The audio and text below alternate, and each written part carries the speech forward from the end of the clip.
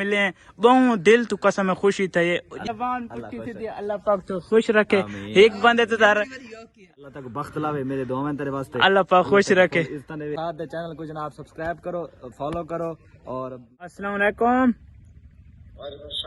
उमर भाई क्या हाल है ठीक हो तबीयत से ठीक है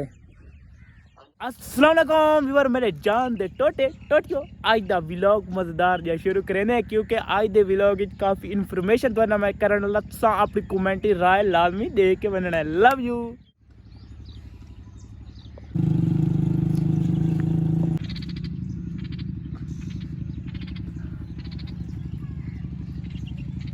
बहुत जल्द मैं पिया मुल्तान है ही खुशखबरी केड़ी है ये सामने दे पे ये जूम करके तुम पढ़ गिना दे पे हूँ पढ़ गिना यार ते मुल्तान है खुशखबरी सरैकियां दा इवेंट उस दी वजह मैं आता मैं अपनी जान अपनी शान से पहले डिटी बैठे हो तो वेले मुंडे नाल मुलाकात न कर गिना कसम बस ये तो मैं हुणे सोचे मैं कि जिवें कि मैं मुल्तान मैं पिया अपने दोस्तों को भी दस देवां मुल्तान तकरीबन मैं परसों वजना है आज है तकरीबन आज डेट ही व्यूअर 12 आज है हफ्ता मैं मुल्तान मरना सुवार आलेडी मैं आधा भाई ना अपनी जान अपनी शान अपनी शहजाद भाई ना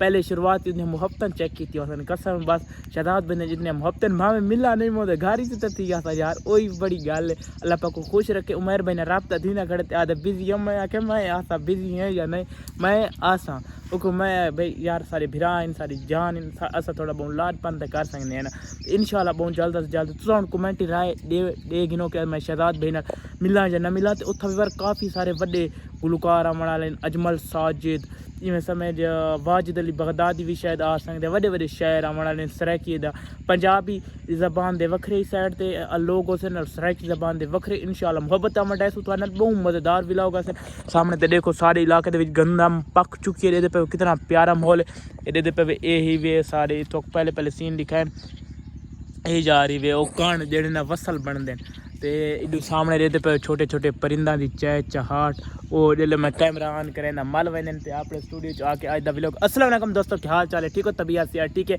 आज दे छोटे जेडे व्लॉग दा करे इंट्रो क्योंकि थोड़ा मैं यह गल सामने है क्योंकि मैं आके अपने दोस्तों के दिल पहले सस्पेंस पा रहे मैं जेडी बार मुलाकात थी वो आ रही है वीडियो अपलोड थी इंशाल्लाह व्यूअर यार इतने बड़े गुलकार आते पे उन्होंने चाहत अपनी जात जी मेरे भावे यार मैं बड़े बिना यूट्यूबर मिला ना कसम बस सीरियस दसा जितनी वेले मुंडे की चाहत नहीं पतरी यार मेरे दिल जल्द मैं ना हुणे नाल ना इवें समझ कंबहाट शुरू थी कड़ी मैं आधा वेले मुंडे तक मन के मैं करे कमेंट राय जरूर दिसा इंशाल्लाह VIP मजेदार पहले रीत व्लॉग आने सारे चैनल को सब्सक्राइब कर गिनो क्योंकि थोड़ा प्यारे प्यारे व्लॉग थोड़े तक आ सकें सारे इलाके के गंदम की कटाई भी शुरू थी गई है सामने पे बंदे लह चुके हैं सामने वो चेक करो प्लाट गंदम का सारे पिंड कट्टा पिए तो तुसा अपने इलाकों के दसाए केड़े इलाके गंदम की कटाई थी वधी है कितना थी गई है सारे को गहाई भी शुरू थी गई छोलों की शुरू है गहाई और जी गंदम की गहाई वो कितना शुरू है क्योंकि सारे को परसों आई है बारिश की वजह नाल ना हम गहाइयाँ कुछ थी पे तो कुछ नहीं थी पे अल्लाह करम करे सारे दोस्तों वास्ते दुआ कर अल्लाह पाक सारे दोस्तों को वसता रखे हंसता रखे मेरी दुआ है अल्लाह पाक हर मुसलमान को कामयाब